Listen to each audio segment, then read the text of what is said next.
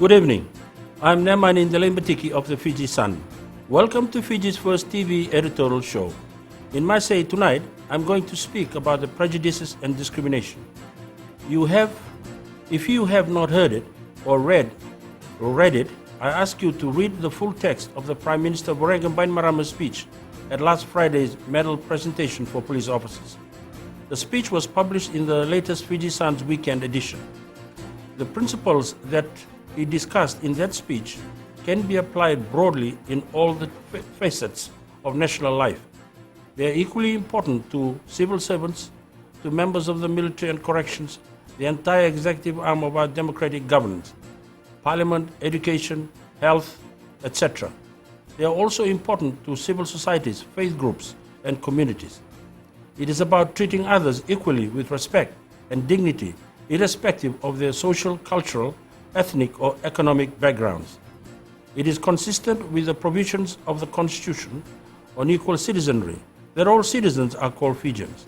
That means that they have equal status and identity. They are entitled to all the rights, privileges, and benefits of citizenship, and subject to the duties and responsibilities of citizenship.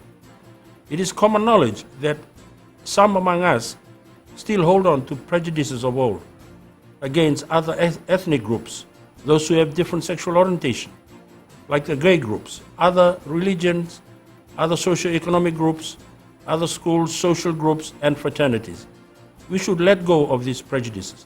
Mr. Bainimarama used the analogy of someone from a squatter settlement and a rich person going to lodge a complaint at the local police station. Mr. Bainimarama said, and I quote, "Every man, woman, and child who calls Fiji home is a Fijian, and they are all entitled to every effort our police force can make to keep them safe. Fijians come from a wide range of backgrounds, religions, economic well-being, and social status. Just because someone lives in a squatter area or is a laborer does not mean that his or her complaint is not as important as a rich person or well-connected or well-known person. It means that every single Fijian that makes a complaint or seeks your assistance must be treated with utmost professionalism, respect, and compassion. Your level of professionalism should not depend on who is making a complaint.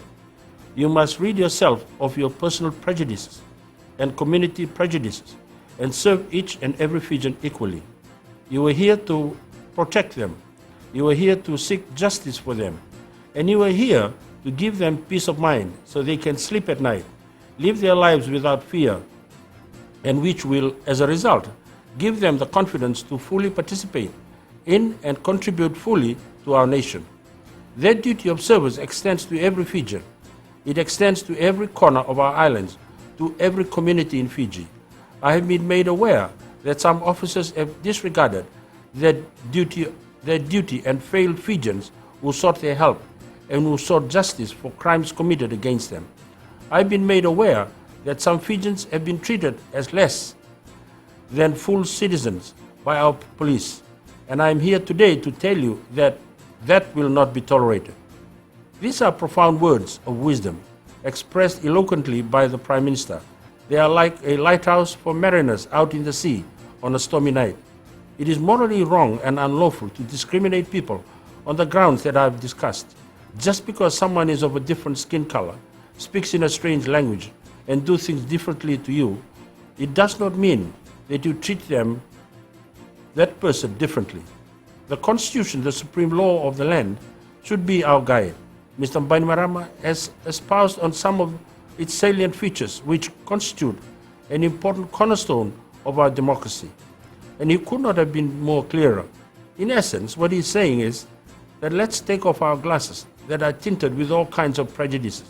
Only then can we see our way ahead clearly. I'm Neman Indelembatiki of the Fiji Sun. That was my say tonight. For more of my views, you can read the Fiji Sun. See you next week.